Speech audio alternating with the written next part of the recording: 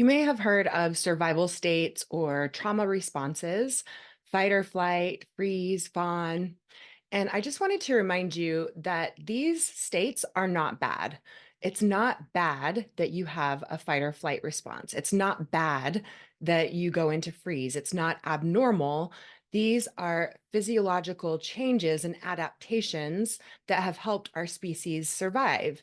And if we are in a dangerous situation, sometimes it is the most effective thing for our survival to fight the predator or to run away and flight, to freeze and actually submit and not do anything that could promote our survival. So, our goal with nervous system regulation is not to never have these responses again. They're not bad, they're not the enemy. If you have them, it doesn't mean you're weak.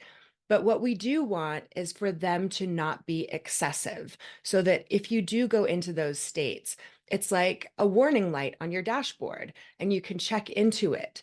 It gives you some information about what's going on at the subconscious level. But a healthy, regulated person still will have these responses. It's like with pain, our goal is not to never have pain again. If we put our hand on a hot stove, we want to have pain to show us to remove our hand. Or if we step on something sharp, we want to know so that we can take that object out of our foot and not keep causing damage. But when the nervous system is hypersensitive, you could have that identical pain in your foot as if you'd stepped on something sharp. And it's actually because of false information that's being sent to your brain. So, pain is just a danger signal inviting us to more curiosity about what's going on. And that's the same with these survival states. In fact, someone who doesn't have these responses is probably not adapting and growing and evolving.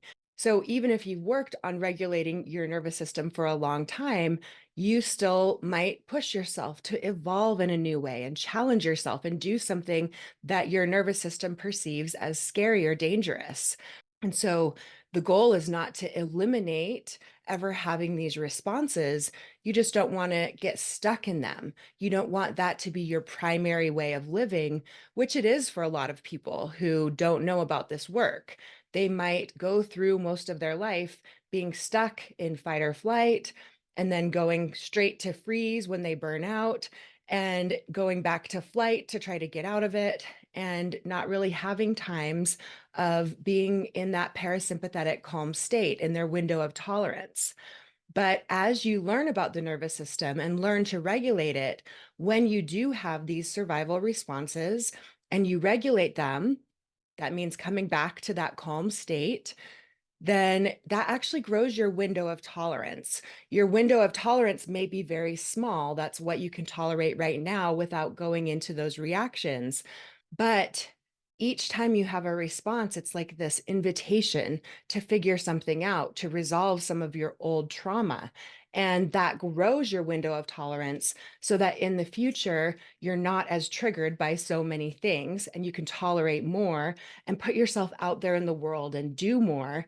And just use these survival responses as your guide for what is triggering you, what you have to come to your awareness to work through. But don't beat yourself up if you still have these survival responses, because as long as you're a living, breathing, evolving human, you will have them. Our goal is not to get rid of them, it's just to work with them and be more compassionate with ourselves when we have them.